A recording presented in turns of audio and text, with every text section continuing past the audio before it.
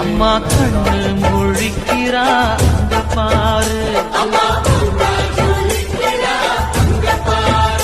அம்மா வாரி கொடுக்கிற கைய பாரு, அந்த வாழ செவப்புல கண்ணம் பாரு.